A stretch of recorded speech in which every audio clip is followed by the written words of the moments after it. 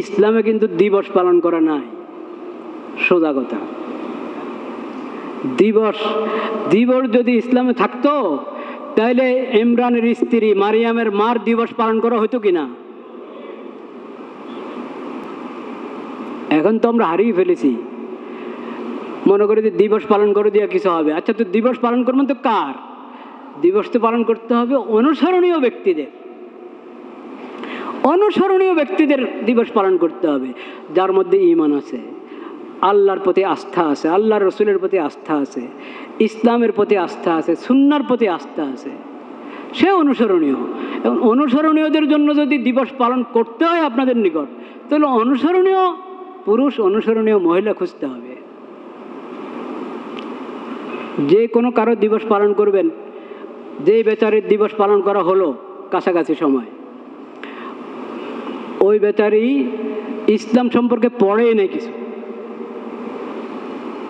ইসলাম সম্পর্কে, নবীজির সিরত সম্পর্কে কোরআন পড়েই নাই। যদি পড়ে থাকে তারপরেও ওই ধরনের লেখা তার রচনাবলিতে এসেছে, এমন যদি হয় তাহলে তো হঠকারী মহিলা সে। আমি মনে করি তিনি আসলে পড়েন নাই, সুযোগ পান নাই যে কারো কাছে কোরআন শিখবেন, সুন্নাহ শিখবেন, নবীজির সিরত শিখবেন। যদি শিখতেন তাহলে এমন লিখতেন না যেগুলো কোনো মুমিনের কথা হতে পারে না, কোনো মুমিনা, কোনো মুসলিম মহিলার কথা হতে পারে না।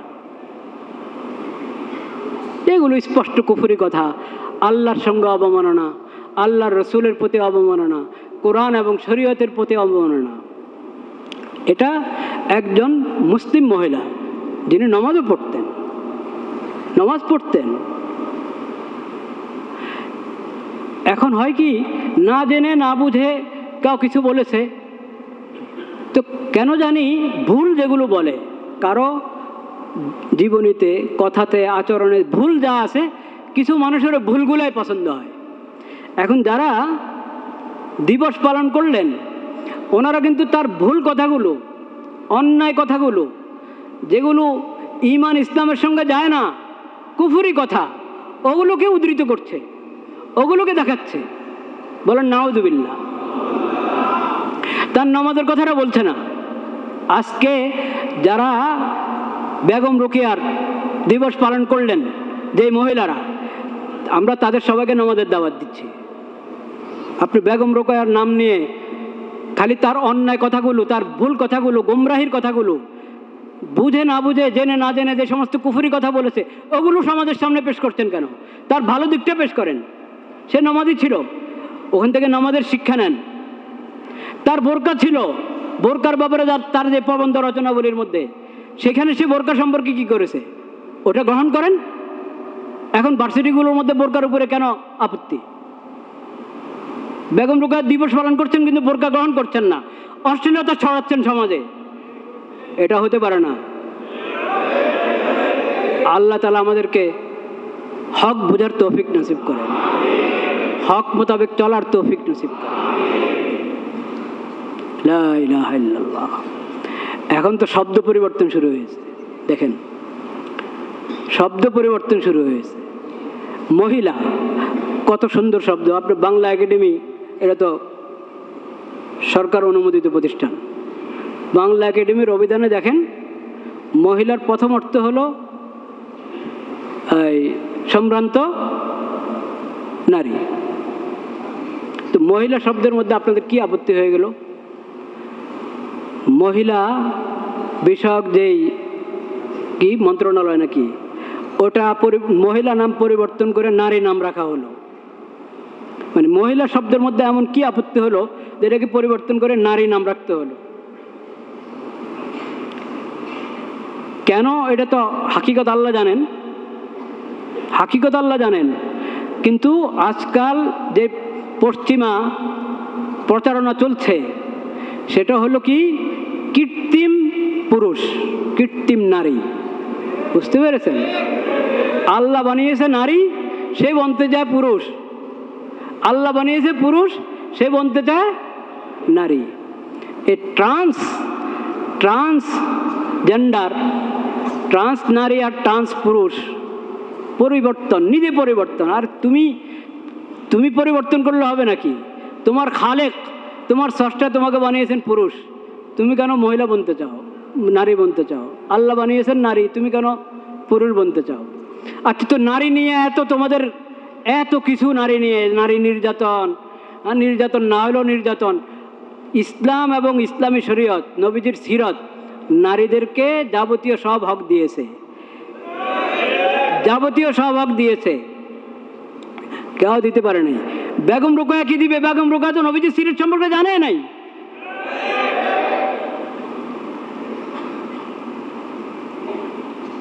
লা ইলাহা ইল্লাল্লাহ। ইসলামী শরীয়ত থেকে নাও, ইসলামী সিরত থেকে নাও, নবীজির সিরত থেকে নাও, সাহাবীদের সিরত থেকে নাও। বেগম রোকেয়ার একটা পড়লাম যে শিক্ষা থেকে বঞ্চিত নারীরা। আচ্ছা, শিক্ষা থেকে বঞ্চিত নারীরা ইসলাম বঞ্চিত করেছে, নবীজির সিরত বঞ্চিত করেছে না, নারীদের পরিবার, সমাজ তারা বঞ্চিত করেছে। তো সমাজের দোষ সেটা এর উপরে লাগাও কেন, ইসলামের উপরে লাগাও কেন? আর বঞ্চিত, এটা তো আপেক্ষিক বিষয়, এটা তো আপেক্ষিক বিষয়। ওনার নাম রোকাইয়া। আমরা ইতিহাসে দেখি রোকাইয়া নামে অনেক বড় বড় মুহাদ্দিস, অনেক বড় বড় মুফতি, রোকাইয়া নামে মহিলা, অনেক বড় মুহাদ্দিস, মুফতি, ফকিহ। তখন দেশ সমাজ অবহেলা করে, সেটা তো সমাজের দোষ। সমাজকে ঠিক করো। সমাজের দোষ ইসলামের উপরে, নবীজির সিরতের উপরে কেন চাপানো হবে? এটা অন্যায়। এসব অন্যায় বড় সমাজে বলতে থাকবে মানুষ, আর সবাই খামোশ। না, এটা বেয়াদবি হবে। যদি রোকায়া, বেগম রোকায়ার দিবস পালন সম্পর্কে সমালোচনা করা হয় তো এটা অন্যায় হবে, নারী অধিকার ক্ষুণ্ণ হবে, নারীদের বিরুদ্ধাচরণ হবে। বলেন নাউজুবিল্লাহ। হক কথা আপনাকে বলতে হবে। যদি অন্যায় কথা সমাজে বলতে থাকে মানুষ আর সবাই চুপ থাকে, তাহলে তো ন্যায় অন্যায় কি হয়ে যাবে? তাহলে বেগম রোকেয়া তো ন্যায়ের পক্ষে ছিলেন নাকি ওনার দাবি হিসাবে?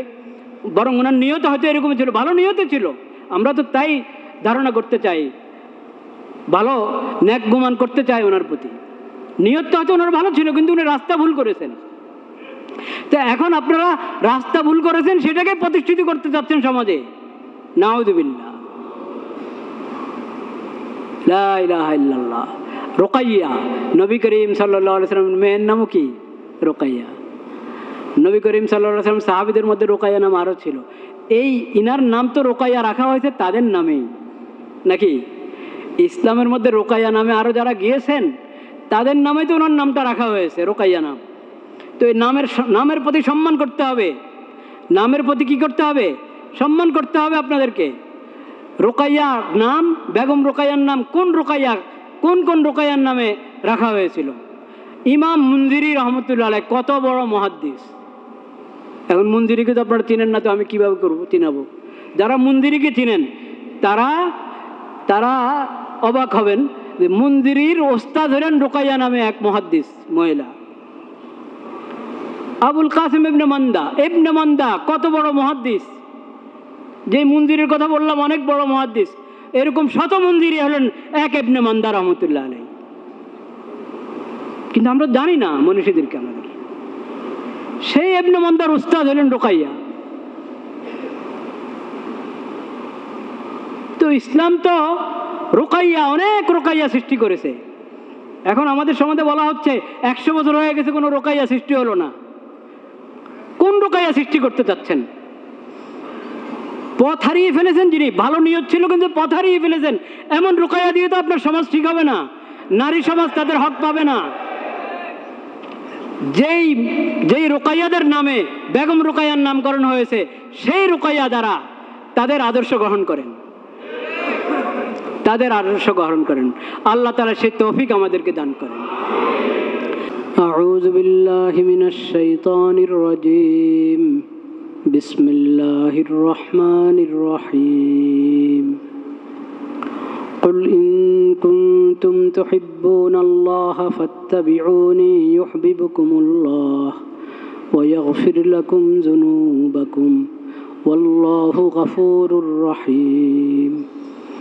قل أطيعوا الله والرسول فإن تولوا فإن الله لا يحب الكافرين.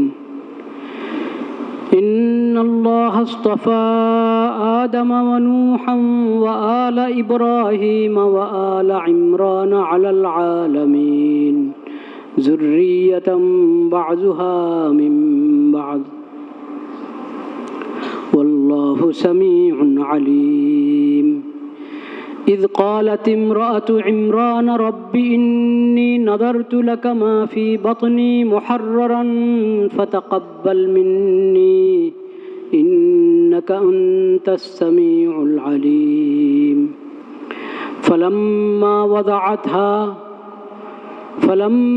وضعتها قالت رب إني وضعتها أنثى والله أعلم بما وضعت وليس الذكر كالأنثى وإني سميتها مريم وإني أعيذها بك وذريتها من الشيطان الرجيم فتقبلها ربها بقبول حسن وأنبتها نباتا حسنا وكفلها زكريا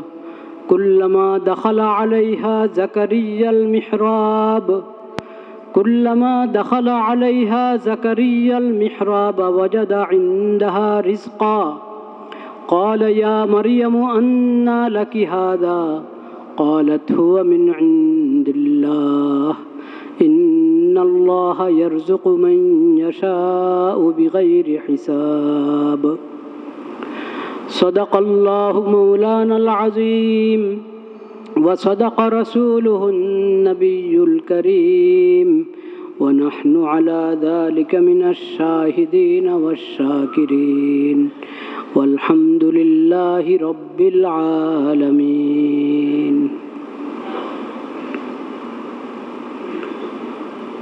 لا إله إلا الله الله رب العالمين বড় মেহেরবানি আল্লাহ তাআলা আমাদেরকে হায়াত দান করেছেন আমাদের জিন্দেগিতে আরেকটি জুমা আমরা পেয়েছি আলহামদুলিল্লাহ সালাতুল জুমার জন্য আল্লাহর ঘর মসজিদে হাজির হতে পেরেছি আলহামদুলিল্লাহ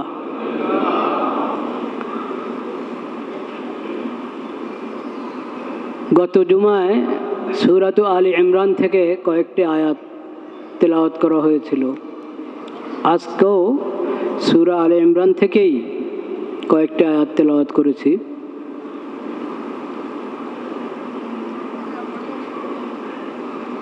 লা ইলাহা ইল্লাল্লাহ আল্লাহ রাব্বুল আলামিন এই আয়াতগুলোতে আমাদেরকে বলেছেন প্রথম যে আয়াত তেলাওয়াত করেছি নবীজি আখিরে নবী হযরত মুহাম্মদ মুস্তাফা সাল্লাল্লাহু আলাইহি ওয়াসাল্লামকে সম্বোধন করে আল্লাহ বলেছেন কুল হে নবী আপনি বলে দিন ইন কুনতুম তুহিব্বুনাল্লাহ যদি তোমরা আল্লাহকে ভালোবাসো তোমাদের মধ্যে যদি আল্লাহর মহব্বত থেকে থাকে তোমরা চাও কোন মুমিন আছে কোন বান্দা আছে যে আল্লাহকে মহব্বত করে না আছে কেউ সব মুমিন সব মুসলিমে আল্লাহকে কি করে মহব্বত করে তো আল্লাহ তাআলা বলছেন হে নবী আপনি সবাইকে জানিয়ে দিন যদি তোমরা আল্লাহকে ভালোবাসো আল্লাহর মহব্বত তোমাদের মধ্যে থাকে তাহলে এটার প্রমাণ দিতে হবে মহব্বতের দাবি করলে হবে না মহব্বতের কি দিতে হবে হ্যাঁ দলিল পেশ করতে হবে ইন কুনতুম তুহিব্বুনাল্লাহ ফাত্তাবিউনি আল্লাহ বলছেন আমাকে মহব্বত করো তাহলে আমার নবীর অনুসরণ করো বাস আল্লাহকে আমরা ভালোবাসি কিনা আল্লাহর মহব্বত আমাদের মধ্যে আছে কিনা এটার দলিল হলো আমরা আখিরি নবী হযরত মুহাম্মদ মুস্তাফা সাল্লাল্লাহু আলাইহি সাল্লামের প্রতি আমাদের ঈমান আছে কিনা এবং তার সুন্নাত তার সিরাত আমরা অনুসরণ করি কিনা আল্লাহ রাব্বুল আলামিন তাকে যে শরীয়ত দান করেছেন সেই শরীয়ত আমরা মেনে চলি কিনা ইন কুনতুম তুহিব্বুনাল্লাহ ফাত্তাবিউনি ইউহিব্বুকুমুল্লাহ। যদি নবীর অনুসরণ করো, নবীর সুন্নাহ শরীয়ত মেনে চলো, আল্লাহ তোমাদেরকে ভালোবাসবেন। তোমরা বলছো আল্লাহকে ভালোবাসো, তো আল্লাহ তো তোমাদেরকে ভালোবাসতে হবে নাকি? হ্যাঁ, ভালোবাসাকে এক দিক থেকে হলে হবে? এক দিক থেকে ভালোবাসা হয় না, আসলে ভালোবাসা দুনো দিক থেকে হতে হয়। আল্লাহর বান্দাদের উপর আল্লাহ রাব্বুল আলামিনের এটা তো সবচেয়ে বড় হক যে আল্লাহকে আল্লাহর বান্দারা ভালোবাসবে। আল্লাহ সৃষ্টি করেছেন, আল্লাহর হাতে হায়াত মত, আল্লাহ রিজিক দাতা, সব নিয়ামত আল্লাহর দেওয়া, তো আল্লাহকে ভালোবাসবে না? মানুষ আল্লাহকে ভালোবাসবে, এটা তো একবারই স্বাভাবিক কথা। ভালোবাসা নামে যদি কোনো কিছু থাকে, তাহলে এটার সর্বপ্রথম অধিকার কে রাখেন? আল্লাহ রাব্বুল আলামিন।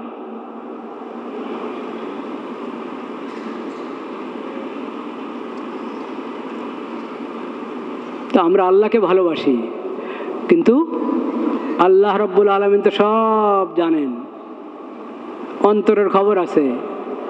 এক এক ব্যক্তির অন্তরে কি কি চিন্তা, তার দিলে কি আছে না আছে, সব জানেন আল্লাহ তাআলা।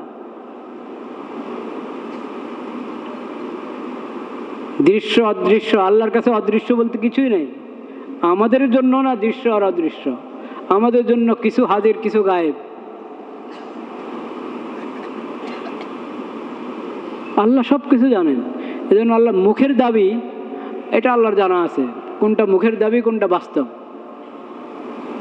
তা আল্লাহ তাআলা শর্ত দিয়ে দিয়েছেন, আমার প্রতি তোমাদের মহব্বত আছে, আমি খালেক হিসাবে, মালিক হিসাবে, রব হিসাবে, মাবুদ হিসাবে আমার প্রতি তোমাদের মহব্বত আছে। এটা যদি তোমরা প্রমাণ করতে চাও, ফাত্তাবিউনি, আমার রাসূলের অনুসরণ করো। ইউহিব্বুকুমুল্লাহ, তাহলে তোমরা আল্লাহর ভালোবাসা পেয়ে যাবে। যে রাসূলের অনুসারী, রাসূল করিম সাল্লাল্লাহু আলাইহি ওয়াসাল্লামের অনুসরণ যে করবে, সে আল্লাহর ভালোবাসা পাবে। ইউহিব্বুকুমুল্লাহ ওয়া ইয়াগফির লাকুম যুনুবাকুম, তোমাদের গুনাহ খাতাও আল্লাহ মাফ করে দিবেন। ওয়াল্লাহু গফুরুর রহিম, আল্লাহ তো ক্ষমাশীল, আল্লাহ রহমান রহিম, আল্লাহ গফুর গফফার। দ্বিতীয় আয়াত, কুল আতিউল্লাহ ওয়ার রাসূল, হে নবী আপনি বলে দিন, আতিউল্লাহ, তোমরা আল্লাহর আনুগত্য করো, ওয়ার রাসূল, আল্লাহর রাসূলের আনুগত্য করো। কোরআন মেনে চলো, নবীজির হাদিস এবং সুন্নত মেনে চলো। ফাইন তাওয়াল্লাউ, আপনি বলে দিয়েছেন, আল্লাহর পক্ষ থেকে ঘোষণা দিয়ে দিয়েছেন আতিউল্লাহ ওয়ার রাসূল, কিন্তু কেউ মানে কেউ মানে না।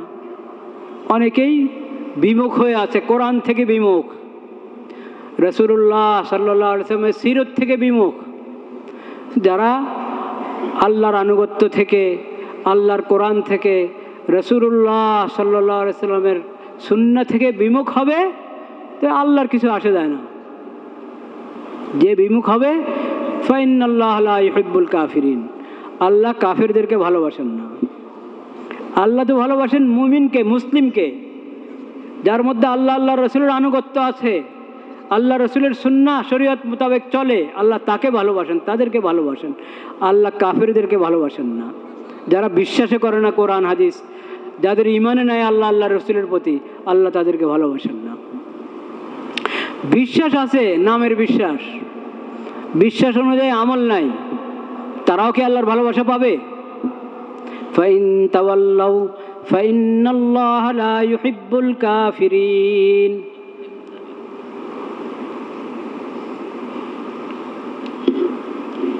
ফাইন তাওয়াল্লাউ ফাইন্নাল্লাহা লা ইউহিব্বুল কাফিরিন। তো আমি সূরা আলে ইমরানের যেখান থেকে তেলাওয়াত করেছি, দ্বিতীয় আয়াতটা বলছিলাম, কুল আতিউল্লাহ ওয়ার রাসূল, আল্লাহর আনুগত্য করো, রাসূলের আনুগত্য করো। ফাইন তাওয়াল্লাউ, এখন যারা আনুগত্য করতে চায় না, আল্লাহ থেকে বিমুখ হয়ে যায়, আল্লাহ রসুল থেকে বিমুখ হয়ে যায়, কোরআন হাদিস ইসলামী শরীয়ত রসুল্লাহর সুন্নাহ থেকে যারা বিমুখ হয়, তো আল্লাহ বলছেন ফাইন্নাল্লাহ লা ইউহিব্বুল কাফিরিন, আল্লাহ কাফেরদেরকে ভালোবাসেন না। তো এর যদি ইমানে না থাকে তাহলে তো পুরাই কাফের। আর যদি ইমান আছে কিন্তু ইমানের দাবি পূরণ করে না, তাহলে কাফেরদের মতো তাদের আচরণ। আল্লাহর ভালোবাসা এদের জন্য নয়। আল্লাহর ভালোবাসা কাদের জন্য? কুল ইন কুনতুম তুহিব্বুনাল্লাহ ফাত্তাবিউনি ইউহিব্বুকুমুল্লাহ। যারা আখির নবী হযরত মুহাম্মদ মুস্তাফা সাল্লাল্লাহু আলাইহি ওয়া আলা আলিহি ওয়াসাল্লাম তার অনুসরণ করে, তার সুন্নাহ, আল্লাহ তাকে যে শরীয়ত দিয়েছেন সে শরীয়ত মেনে চলে, আল্লাহ তাদেরকে ভালোবাসেন এবং তাদেরকে আল্লাহ ক্ষমা করে দেন।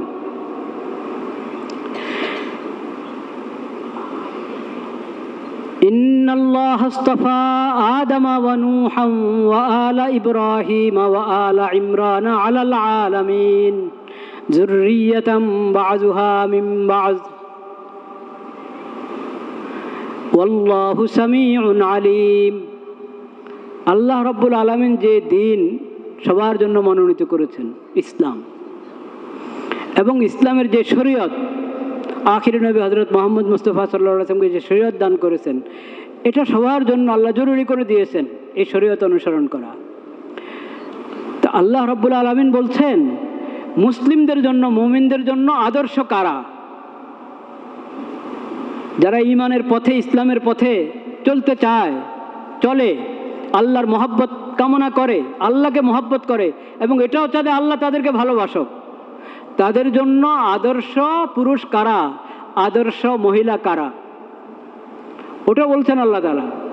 আনুগত্যের নির্দেশ দেওয়ার সাথে সাথে আল্লাহর ভালোবাসা কিভাবে পাওয়া যাবে সেই কথার নির্দেশের পর আল্লাহ আমাদেরকে রাস্তা দেখাচ্ছেন কাদেরকে, কোন পুরুষদেরকে, কোন মহিলাদেরকে তোমরা আদর্শ হিসেবে গ্রহণ করবে। ইন্নাল্লাহ আস্তাফা আদম, তোমাদের বাবা আদম, সবার বাবা, যেই ধর্মের লোকে বলেন, কতজনে কত ধর্ম গ্রহণ করেছে, কত ধর্ম আবিষ্কার করেছে, আল্লাহর মনোনীত ইসলাম ছেড়ে কত দিকে কতজন গিয়েছে, কিন্তু সবার বাবাকে আদম। আল্লাহ স্মরণ করিয়ে দিচ্ছেন ইন্নাল্লাহ আস্তাফা আদমা, আল্লাহ তো নির্বাচন করেছেন তোমাদের অনুসরণীয় হিসাবে, তোমাদের আদর্শ পুরুষ হিসাবে আল্লাহ নির্বাচন করেছেন আদমকে, নূহকে। ও আলা ইব্রাহিম, ইব্রাহিম এবং ইব্রাহিমের খানদানে কত নবী পাঠিয়েছেন আল্লাহ তাআলা। ও আলা ইমরান, ইমরানের খানদানে পরিবারও আল্লাহ তাআলা নবী পাঠিয়েছেন। তা আল্লাহ তাআলা ইনাদেরকে নির্বাচন করেছেন তোমাদের জন্য, তোমরা তাদের রাস্তা অবলম্বন করো। তারা যেমন ঈমানওয়ালা ছিলেন, ইসলামওয়ালা ছিলেন, তোমরাও ঈমানওয়ালা হও, ইসলামওয়ালা হও। এরপরে আল্লাহ তাআলা একবারই মহিলার, আমাদের জন্য নমুনা হতে পারে, আমাদের মহিলাদের জন্য নমুনা হতে পারে যারা, কোরআনে কিন্তু এরকম অনেক মহিলার কথা আছে যারা মুসলিম উম্মার জন্য, মুমিন মুমিনাতের জন্য আদর্শ। এখানে একটা, এই পরের আয়াতে আল্লাহ বলেছেন ইয ক্বালাত ইমরাতু ইমরান রব্বি ইন্নী নাযারতু লাকা মা ফি বাতনি মুহাররারা ফাতাকাব্বাল মিন্নী ইন্নাকা আনতাস সামিউল আলিম। স্মরণ করো ওই ঘটনা স্মরণ করো যখন ইমরানের স্ত্রী বলেছিল, হে আল্লাহ, হে আল্লাহ, হে আমার রব, আমার গর্ভে যে সন্তান আছে এই সন্তানকে আমি আপনার জন্য ওয়াকফ করে দিলাম, আপনার জন্য ওয়াকফ করে দিলাম, আমার গর্ভে যে সন্তান আছে এই সন্তানকে। নাযারতু লাকা, আপনার জন্য মান্নত, আপনার জন্য ওয়াকফ। ফাতাকাব্বাল মিন্নি, আল্লাহ আপনি মেহেরবানি করে কবুল করেন, হে আমার রব আপনি কবুল করে নেন। দেখেন আদর্শ মাকে যখন বুঝতে পারলো যে আল্লাহ তাআলা কিছু দান করেছেন, তখনই উনি বলছেন রব্বি ইন্নী নাযারতু লাকা মা ফি বাতনি মুহাররারা ফাতাকাব্বাল মিন্নি। আপনি কবুল করে নেন আল্লাহ, এই সন্তান আপনার জন্য, আপনি মালিক, আপনি খালিক, আপনি তো দান করেছেন, এই আপনার জন্য। মনে মনে ছিল ছেলে হবে, তাইলে ছেলে হলে পুরুষ হিসাবে দিনের যত খেদমত করতে পারে ওসব খেদমত করবে, এটা মনে মনে ছিল। কিন্তু দোয়ার মধ্যে কথা বলেন নাই যে আমার যে ছেলে সন্তান আপনি দিতে যাচ্ছেন আমাকে, এটা বলেন না। আমার গর্ভে যে সন্তান আছে ওই সন্তানকে আপনি কবুল করেন। ফালাম্মা ওয়াদাআথা, যখন জমিনে আসলো সন্তান, দেখে যে মেয়ে, দেখে রব্বি ইন্নী ওয়াদাতুহা উনসা, আল্লাহ আমার তো মেয়ে হয়েছে, আলহামদুলিল্লাহ মেয়ে হয়েছে। তো মেয়েরও তো কত অবদান দিনের ক্ষেত্রে। আমার মনে মনে ছিল হয়তো ছেলে হবে, কিন্তু মেয়ে হয়েছে, আলহামদুলিল্লাহ আলহামদুলিল্লাহ। তার কথা উদ্ধৃত করতে গিয়ে, ইমরানের স্ত্রীর কথা উদ্ধৃত করতে গিয়ে আল্লাহ তাআলা মাঝখানে বলছেন ওয়াল্লাহু আ'লামু বিমা ওয়াদাআত। আর তুমি বলছো ওয়াদাআত রব্বিন, আল্লাহ আমি তো, আমার তো মেয়ে হয়েছে, তো আমি দেখি না। ওয়াল্লাহু আ'লামু বিমা ওয়াদাআত ওয়ালাইসা যাকারু কাল উনসা।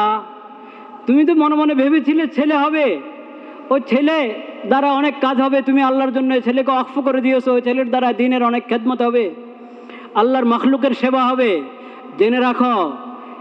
জেনে রাখো তোমার কল্পনার যে ছেলে সে কিন্তু এই মেয়ের মতো নয়, তোমার আশা এই মেয়ের দ্বারাই পূরণ হবে। ওয়ালাইসা যাকারু কাল উনসা।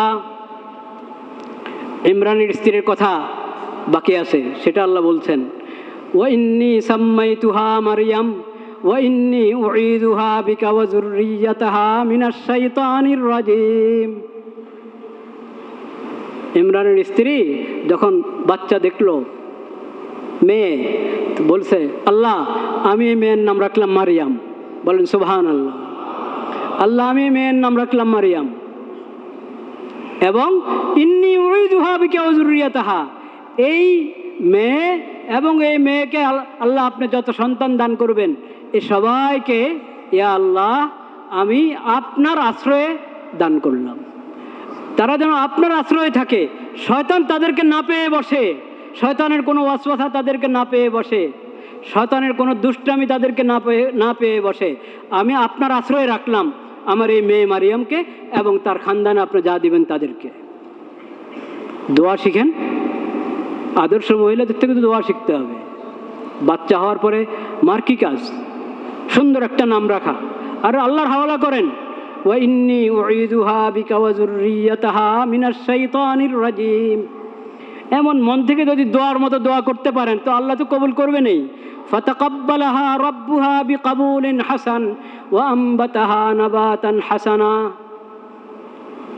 তার রব, সে রবের কাছে চেয়েছে, তার রব রব্বুল আলামিন এই সন্তানকে একবারে পরিপূর্ণভাবে কবুল করেছেন, খুব সুন্দরভাবে কবুল করে নিয়েছেন। ওয়া আম্বাতাহা নাবাতান হাসানা। অন্য বাচ্চারা বড় হতে একটু সময় লাগে, আল্লাহ তাআলা কুদরতিভাবে এই সন্তানকে অনেক দ্রুত বাড়িয়ে দিলেন। ওয়া কাফফালাহা জাকারিয়া। এই সন্তানের কাফিল এবং জিম্মাদার হলেন কে? জাকারিয়া, নবী জাকারিয়া আলাইহিস সালাম। কুল্লামা দাখালা আলাইহা জাকারিয়াল মিহরাব ওয়াজাদা ইনদাহা রিজকা। জাকারিয়া আলাইহিস সালাম যখন তার জিম্মাদার এই সন্তানের কাফিল হলেন, খোঁজখবর নেন, দৈনিকে দেখভাল করেন, যখনই যায় মারিয়ামের কাছে তখনই দেখে নতুন নতুন রিজিক, এমন রিজিক, এমন ফল ফলাদি এই সময় না, এগুলো এই মৌসুমের ফল না। ওয়াজাদা ইনদাহা রিজকা ক্বালা ইয়া মারইয়াম আন্না লাকি হাদা। এই মারিয়াম, এগুলো কোত্থেকে পেলা তুমি, কোত্থেকে আসে তোমার কাছে?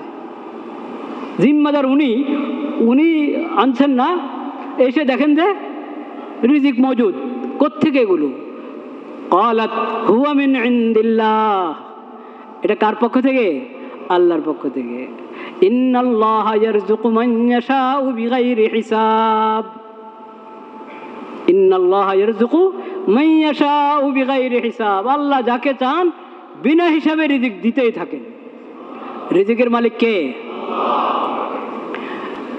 ইসলামে কিন্তু দিবস পালন করা নাই, সোজা কথা। দিবস যদি ইসলামে থাকতো তাহলে ইমরানের স্ত্রী মারিয়ামের মার দিবস পালন করা হতো কিনা?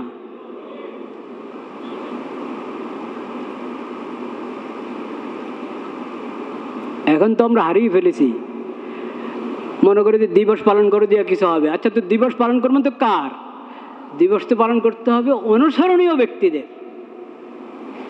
অনুসরণীয় ব্যক্তিদের দিবস পালন করতে হবে, যার মধ্যে ঈমান আছে, আল্লাহর প্রতি আস্থা আছে, আল্লাহর রসুলের প্রতি আস্থা আছে, ইসলামের প্রতি আস্থা আছে, সুন্নাহর প্রতি আস্থা আছে, সে অনুসরণীয়। এবং অনুসরণীয়দের জন্য যদি দিবস পালন করতে হয় আপনাদের নিকট, তাহলে অনুসরণীয় পুরুষ, অনুসরণীয় মহিলা খুঁজতে হবে। যে কোনো কারো দিবস পালন করবেন, যেই বেচারির দিবস পালন করা হলো কাছাকাছি সময়, ওই বেচারি ইসলাম সম্পর্কে পড়েই নেই কিছু। ইসলাম সম্পর্কে, নবীজির সিরত সম্পর্কে কোরআন পড়েই নাই। যদি পড়ে থাকে তারপরেও ওই ধরনের লেখা তার রচনাবলিতে এসেছে, এমন যদি হয় তাহলে তো হঠকারী মহিলা সে। আমি মনে করি তিনি আসলে পড়েন নাই, সুযোগ পান নাই যে কারো কাছে কোরআন শিখবেন, সুন্নাহ শিখবেন, নবীজির সিরত শিখবেন। যদি শিখতেন তাহলে এমন লিখতেন না যেগুলো কোনো মুমিনের কথা হতে পারে না, কোনো মুমিনা, কোনো মুসলিম মহিলার কথা হতে পারে না।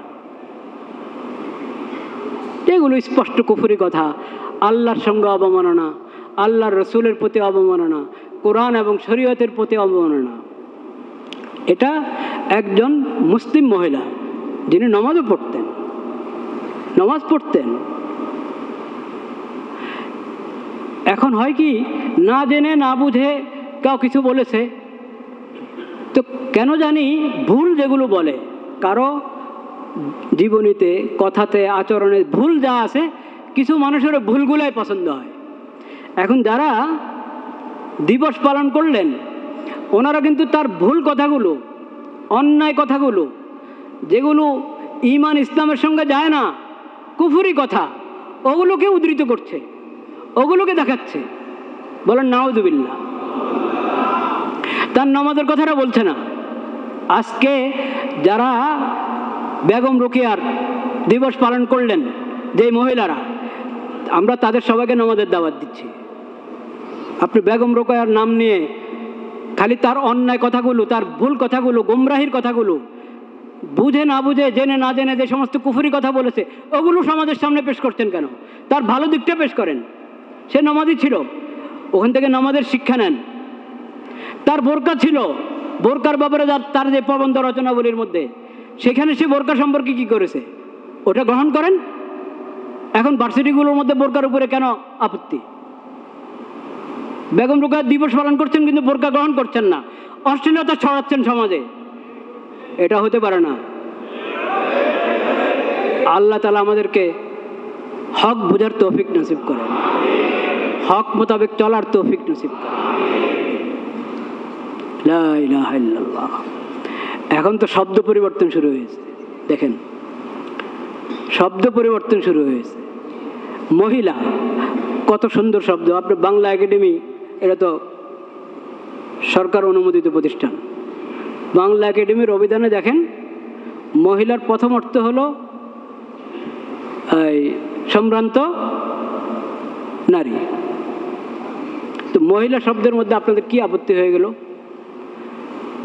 মহিলা বিষয়ক যেই কি মন্ত্রণালয় নাকি, ওটা মহিলা নাম পরিবর্তন করে নারী নাম রাখা হলো। মানে মহিলা শব্দের মধ্যে এমন কি আপত্তি হলো যেটাকে পরিবর্তন করে নারী নাম রাখতে হলো? কেন? এটা তো হাকিকত আল্লাহ জানেন, হাকিকত আল্লাহ জানেন। কিন্তু আজকাল যে পশ্চিমা প্রচারণা চলছে, সেটা হলো কি কৃত্রিম পুরুষ, কৃত্রিম নারী। বুঝতে পেরেছেন? আল্লাহ বানিয়েছে নারী, সে বনতে চায় পুরুষ। আল্লাহ বানিয়েছে পুরুষ, সে বনতে চায় নারী।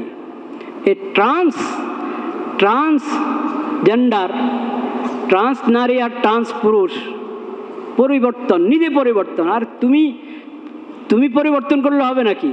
তোমার খালেক, তোমার স্রষ্টা তোমাকে বানিয়েছেন পুরুষ, তুমি কেন মহিলা বনতে চাও, নারী বনতে চাও? আল্লাহ বানিয়েছেন নারী, তুমি কেন পুরুষ বনতে চাও? আচ্ছা, তো নারী নিয়ে তোমাদের এত কিছু, নারী নিয়ে, নারী নির্যাতন, নির্যাতন না হলেও নির্যাতন।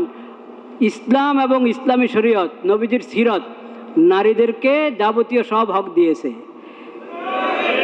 যাবতীয় সব হক দিয়েছে, কেউ দিতে পারে নাই। বেগম রোকেয়া কি দিবে? বেগম রোকেয়া তো নবীজির সিরত সম্পর্কে জানে নাই।